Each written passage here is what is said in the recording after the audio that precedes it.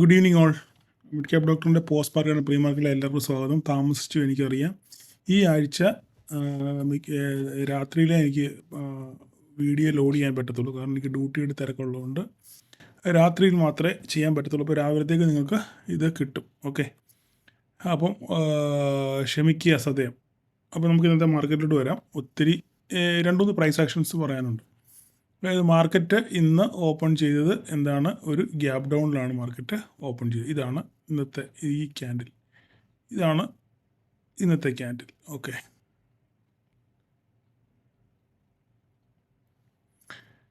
Gap down ശേഷം market നേരെ തിരിച്ച് ഈ ഒരു ക്യാൻഡിലിൽ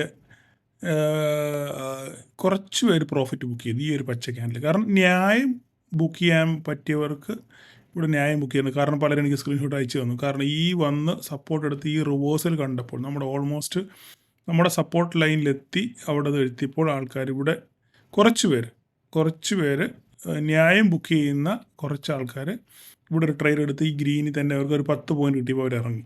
അങ്ങനെ എനിക്ക് സ്ക്രീൻഷോട്ട് അയച്ചു തന്നവർ. ഓക്കെ, അത് ഞാൻ പറഞ്ഞില്ലേ, ഓരോരുത്തരും നിങ്ങൾ ഓരോ ദിവസം കഴിയും തോറും നിങ്ങൾ ചാർട്ടിനകത്തിലും ട്രേഡിനകത്തിലും നിങ്ങൾ പുരോഗമിച്ചുകൊണ്ടിരിക്കും. കാരണം ചെറിയ ചെറിയ മാറ്റങ്ങളും നീക്കങ്ങളും പെട്ടെന്ന് നിങ്ങൾക്ക് തിരിച്ചറിയാൻ പറ്റും. അപ്പോൾ അങ്ങനെ അത് കണ്ട് മനസ്സിലാക്കി ആ താളത്തിനകത്ത് പോകുന്നവർക്കാണ് പെട്ടെന്ന് വിജയിക്കാൻ പറ്റുന്നത്. അങ്ങനെയുള്ള ആൾക്കാരാണ് ഇവിടെ ട്രേഡ് എടുത്തത്. ഇത് മുട്ടാൻ നോക്കി ഒരു ശകലം കൂടെ ഉള്ളത്, അതായത് മുട്ട നോക്കിയിരുന്നുകൊണ്ട് റിജക്ഷൻ വന്നപ്പോൾ ഇവിടെ ട്രേഡ് എടുത്തു. അവർക്കൊരു 10 പോയിന്റ് കിട്ടിയപ്പോൾ അവരിറങ്ങി, പരിപാടി നിർത്തി, അവർ പോയി. ഓക്കെ, അത് വിട്ടേരെ, അത് ഞാൻ ജസ്റ്റ് പറഞ്ഞെന്ന് മാത്രമേ ഉള്ളൂ. അപ്പോൾ മാർക്കറ്റ് നേരെ ഇവിടെ വന്നു, തിരിച്ച് റിവേഴ്സ് ചെയ്തു, തിരിച്ച് വീണ്ടും ഇവിടെ വന്നു. ഈ നമ്മുടെ ലൈൻ ബ്രേക്ക് ചെയ്തു ഇല്ലേ, ബ്രേക്ക് ചെയ്ത് ഇവിടെ വന്ന് ക്ലോസ് ചെയ്തു. ഇവിടെ വന്നതിന് ശേഷം വീണ്ടും ഒരു ഗ്രീൻ ക്യാൻഡിൽ വന്നു. അപ്പോൾ നമുക്കിവിടെ അപ്പോൾ ഇവിടെ എന്ത് പ്രൈസ് ആക്ഷൻ നടക്കാൻ പോകുന്നത്? ശ്രദ്ധിച്ച് കേൾക്കണം ഞാൻ പറയുന്നത് എന്താണെന്ന്. ഇവിടെ എന്ത് പ്രൈസ് ആക്ഷൻ നടക്കാൻ പോകുന്നത്? മാർക്കറ്റ് ഇവിടുന്ന് താഴോട്ട് ഈ ട്രേഡ് വിട്ടേരെ. മാർക്കറ്റ് ഇവിടെ നേരെ താഴോട്ട് വന്നു, റിജക്ഷൻ വന്നു, വീണ്ടും തിരിച്ച് താഴോട്ട് വന്നു, നമ്മുടെ ലൈൻ ബ്രേക്ക് ചെയ്തു ഇല്ലേ, നമ്മുടെ ഈ ലോ ബ്രേക്ക് ചെയ്ത് മാർക്കറ്റ് 2 ക്യാൻഡിൽ, ഫസ്റ്റ് ക്യാൻഡിൽ വന്നു, റിജക്ഷൻ വന്നു എങ്കിലും ഈ ലൈനിൻ്റെ താഴെയാണ് ക്ലോസ് ചെയ്തേക്കുന്നത്. അടുത്ത ഒരു ക്യാൻഡിൽ ഇതിൻ്റെ താഴെ ക്ലോസ് ചെയ്തു. ഇവിടെ നിങ്ങൾക്ക് നമ്മുടെ തിയറി പ്രകാരം ഇവിടെ ഒരു ട്രേഡ് ഉണ്ട്. ആ ട്രേഡ് എടുത്തവർക്ക് ഇവിടെ ട്രേഡ് എടുക്കുന്നവർ ഇവിടെ സ്റ്റോപ്പ് ലോസ് നോക്കുന്നത്, ഇല്ലേ. സ്റ്റോപ്പ് ലോസ് നമ്മൾ ഈ പ്രീവിയസ് ക്യാൻഡിലിൻ്റെ മുകളിലായിരിക്കും സ്റ്റോപ്പ് ലോസ് നോക്കുന്നത്. കറക്റ്റായിട്ട് നമുക്ക് ഇവിടെ ട്രേഡ് കിട്ടിയെന്ന് വിചാരിച്ചു. ഓക്കെ, അതിനുശേഷം മാർക്കറ്റ് ഇവിടെ എന്താ സംഭവിച്ചത്? മാർക്കറ്റ് ഇവിടെ വന്ന് റീടെസ്റ്റ് ചെയ്തു ഇല്ലേ. മാർക്കറ്റ് കറക്റ്റായിട്ട് നോക്കിക്കുക നിങ്ങൾ. മാർക്കറ്റ് ഇവിടുന്ന് വീണ് നേരെ താഴെ വന്നതിന് ശേഷം നേരെ മാർക്കറ്റ് റീടെസ്റ്റ് ചെയ്തു. നമ്മുടെ ഈ ലൈനിൽ തന്നെ റീടെസ്റ്റ് ചെയ്തിട്ട് തിരിച്ച് നല്ലൊരു ഫോൾ കിട്ടി. നമുക്ക് നമ്മുടെ ഫസ്റ്റ് ടാർഗറ്റ് അടിച്ചു. നിങ്ങൾക്ക് എത്ര പേർക്ക് അത് ക്യാപ്ചർ ചെയ്യാൻ പറ്റിയെന്ന് എനിക്കറിയത്തില്ല. ഇതൊക്കെ ഇങ്ങനെയുള്ള സംഗതികൾ നിങ്ങൾ സ്ഥിരമായിട്ട് എന്നെ ഫോളോ ചെയ്യുകയാണെന്നുണ്ടെങ്കിൽ നിങ്ങൾക്ക് മനസ്സിലാക്കാൻ പറ്റും.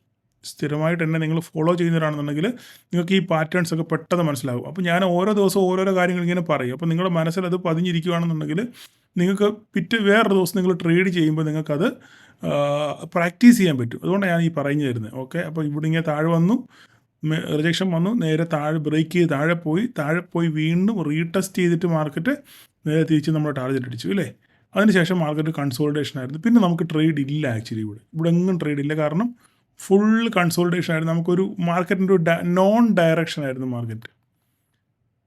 അതുകൊണ്ടാണ് ഞാൻ ഗ്രൂപ്പിൽ മെസ്സേജ് ഒന്നും ഇടാഞ്ഞത്. കാരണം നമുക്ക് അവിടെ നമുക്ക് ട്രേഡ് ഇല്ലാതെ ചുമ്മാ മെസ്സേജ് ഇട്ടിട്ട് കാര്യമൊന്നുമില്ലല്ലോ. പലരും മെസ്സേജ് അയച്ച് പേഴ്സണൽ, ചേട്ടാ എന്താ മെസ്സേജ് ഇടാത്തത്, നമുക്കുണ്ടെങ്കിലല്ലേ ഇടാൻ പറ്റത്തുള്ളൂ.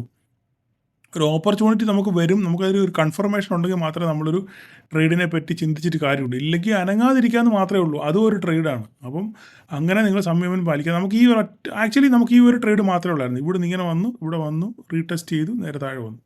ഈ ഒറ്റ ട്രേഡ് മാത്രമേ നമുക്ക് ഉള്ളായിരുന്നു. പിന്നെ ഇത് ഹോൾഡ് ചെയ്യുവാണെന്നുണ്ടെങ്കിൽ, പക്ഷേ ഹോൾഡിംഗ് ഒക്കെ ഭയങ്കര റിസ്ക്കിയാണ്. ഇത്രയും നേരം ഹോൾഡ് ചെയ്ത് നമുക്ക് ഡി കെ വരും എന്നുള്ളതല്ലാതെ, ഡി കെ കുറവാണെങ്കിൽ തന്നെ നല്ല ഡി കെ വരും. ഡി കെ വന്നു കഴിഞ്ഞാൽ എന്തിനാ വെറുതെ, അതിൻ്റെ ആവശ്യമില്ലല്ലോ. ഇത്രയും വൈകുന്നേരം വരെ മാർക്കറ്റ് കുത്തിരിക്കേണ്ട കാര്യമില്ലല്ലോ. പിന്നെ വേണമെങ്കിൽ അടുത്തൊരു ഓപ്പർച്യൂണിറ്റി ഉപയോഗിക്കുന്നവർക്കാണെന്നുണ്ടെങ്കിൽ കറക്റ്റ് നമുക്ക് ഇവിടെ വന്ന് റീടെസ്റ്റ് ചെയ്തിട്ട് നേരെ മേലോട്ടോ ഈ ഒരു ക്യാപ്ചർ നമുക്ക് വേണമെങ്കിൽ പിടിക്കാമായിരുന്നു. ഓക്കെ, അതൊക്കെ റിസ്ക്കിയാണ്. നമുക്കത് ഒരു ട്രേഡ് ഇല്ല. വേണമെങ്കിൽ പറയാം, എനിക്ക് വേണമെങ്കിൽ എൻ്റെ വാദം ജയിക്കാൻ വേണ്ടി, എൻ്റെ ലൈൻ ഇത് കറക്റ്റാണെന്ന് തെളിയിക്കാൻ വേണ്ടി വേണമെങ്കിൽ എനിക്ക് പറയാം, അതാ നമുക്ക് ഇവിടെ വന്നില്ലേ, റീടെസ്റ്റ് ചെയ്തില്ലേ, ഇവിടെ വന്ന് മുട്ടിയില്ലേ, ഇവിടുന്ന് റിജക്ഷൻ വന്നില്ലേ, ഇവിടുന്ന് വേണമെങ്കിൽ നിങ്ങൾക്ക് ഇത്ര എടുക്കാമെന്നൊക്കെ എനിക്ക് പറയാം. ബട്ട് അതൊന്നും ഒരിക്കലും ഒരു പ്രാക്ടിക്കലല്ല. നടക്കുന്ന കേസേ അല്ല. ഓക്കെ. അപ്പം ഇന്നത്തെ സംഗതികൾ അപ്പം ഏറെക്കുറെ നിങ്ങൾക്ക് മനസ്സിലായല്ലോ. അപ്പം നാളെ ഇനി എന്താണ് മാർക്കറ്റ് സംഭവിക്കുന്നുള്ളതാണ് ചോദ്യം. ഈ നാളത്തെ പ്രശ്നം എന്ന് പറഞ്ഞു കഴിഞ്ഞാൽ അടുത്ത 2 ദിവസം മാർക്കറ്റ് ഒരു നോൺ ഡയറക്ഷൻ ആയിരിക്കും. കാരണം മോഡി ട്രംപിൻ്റെ കൂടിക്കാഴ്ചയിൽ എന്തൊക്കെയാണ് പ്രഖ്യാപനങ്ങൾ വരുന്നതെന്ന് നമുക്കറിയത്തില്ല. മനസ്സിലായോ? അപ്പോൾ അതിനെ ആശ്രയിച്ചിരിക്കും മുന്നോട്ട് മാർക്കറ്റിൻ്റെ ഗമനം. 381 മാർക്കറ്റ് ക്ലോസ് ചെയ്തിരിക്കുന്നത്. അതായത് ഈ ലൈനിൽ തന്നെ നമ്മുടെ ഇതേ ലൈനിലാണ് മാർക്കറ്റ് 381 ക്ലോസ് ചെയ്തേക്കുന്നത്. ഇത് നമ്മുടെ ഈ സപ്പോർട്ട് ലൈനിലാണ് ക്ലോസ് ചെയ്തേക്കുന്നത് മാർക്കറ്റ്. അപ്പോൾ ഇനി എന്താണ് നാളെ സംഭവിക്കുന്നുള്ളതാണ് നമ്മൾ നോക്കേണ്ടത്. അപ്പം 2 ദിവസം മാർക്കറ്റിന് നോൺ ഡയറക്ഷൻ ആയിരിക്കും. നാളെ മുതൽ ഓരോരോ പ്രഖ്യാപനങ്ങളും കാര്യങ്ങളും ഒക്കെ ഇങ്ങനെ വരുമ്പോൾ അതിനനുസരിച്ച് മാർക്കറ്റ് എങ്ങനെ പ്രതികരിക്കുമെന്ന് പറയാൻ പറ്റത്തില്ല. അതുകൊണ്ട് സൂക്ഷിച്ചും കണ്ടും അടുത്ത 2 ദിവസം ട്രേഡ് ചെയ്യുന്നവർ വളരെ സൂക്ഷിച്ചും കണ്ടും മാത്രം നിങ്ങൾ ട്രേഡ് ചെയ്യാൻ ശ്രമിക്കുക. ഓക്കെ, അത്ര മാത്രമേ എനിക്ക് പറയാനുള്ളൂ. അപ്പോൾ ഇതിനെ ഈ ഒരിക്കൽ ഇത് വേണ്ടതാണ് നമുക്ക്. ഇത് വേണ്ട സാധനമാണ്. അവിടെ ഇരുന്നോട്ടെ, അത് ആവശ്യമുണ്ട് സാധനത്തിന്. ഇത് ആണെങ്കിൽ ഇത് നമുക്കൊന്ന് കറക്റ്റ് ചെയ്യാം. ഇതിങ്ങനെ ഇരിക്കട്ടെ. ഓക്കെ, ഇതിങ്ങനെ ഇരിക്കട്ടെ. മാർക്കറ്റ് ഇവനെ ഒന്നുകൂടെ കറക്റ്റ് ചെയ്യാം നമുക്ക്. ഇതിങ്ങനെ ഇരിക്കട്ടെ. അപ്പോൾ ഇത് രണ്ടാണ് നമ്മുടെ ബ്ലൂ ലൈൻ. ഓക്കെ, നമ്മുടെ റേഞ്ച് എന്ന് പറയുന്നത് ഈ 2 ലൈനാണ്. ഈ 2 ലൈനകത്ത് മാർക്കറ്റ് എങ്ങോട്ട് ബ്രേക്ക് ചെയ്യുന്ന നോക്കുക. ഓക്കെ, ഇതിനകം ബ്രേക്ക് ചെയ്തിട്ട് മാത്രം ബാക്കി ലൈനെല്ലാം അതുപോലെ കിടപ്പുണ്ട്. അതുപോലെ തന്നെ കിടന്നോട്ടെ. ബാക്കി നമുക്കൊന്നും മാറ്റാനില്ല. ഇപ്പോൾ എന്നും നമ്മൾ വര മാറ്റേണ്ട കാര്യമൊന്നുമില്ല. നമ്മുടെ വരകളെല്ലാം അവിടെ കൃത്യമായിട്ട് അവിടെ കിടപ്പുണ്ട്. ഓക്കെ, അപ്പോൾ നമ്മളിനി നാളെ ശ്രദ്ധിക്കേണ്ട ഒരു കാര്യം കൂടി ഞാൻ പറഞ്ഞുതരാം. എന്താ സംഭവം. ഓക്കെ, അപ്പം പറഞ്ഞല്ലോ ഞാൻ. ഇനി ഇവിടുന്ന് മേലോട്ട്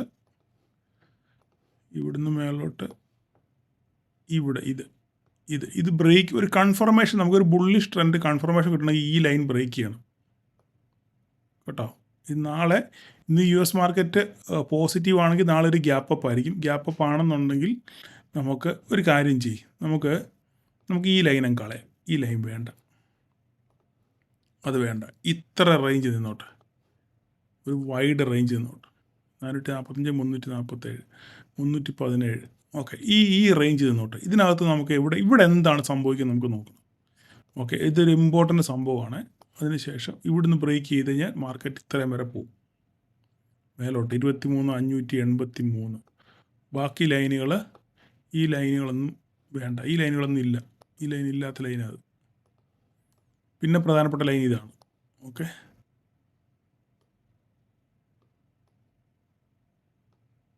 ഇതാണ്. പിന്നെ നമ്മുടെ ട്രെൻഡ് ലൈനും ബാക്കി കാര്യങ്ങളെല്ലാം ഇവിടെ കിടപ്പുണ്ട്. നിങ്ങൾക്ക് അറിയാവുന്ന കാര്യങ്ങളാണ് ഇതെല്ലാം. എന്ന് ഞാൻ പറയുന്നതാണ്, ഒന്നും പറയേണ്ട കാര്യമില്ല.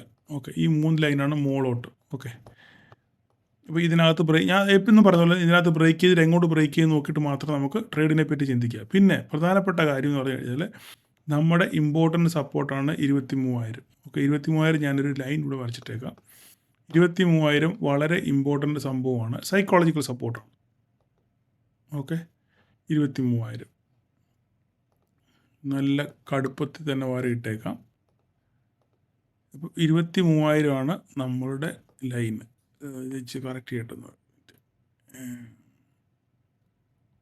ഓക്കെ, 23,000 സൈക്കോളജിക്കൽ സപ്പോർട്ടാണ്. അവിടുന്ന് മാർക്കറ്റ് എങ്ങോട്ട് തിരിയുന്നെന്ന് നോക്കുക.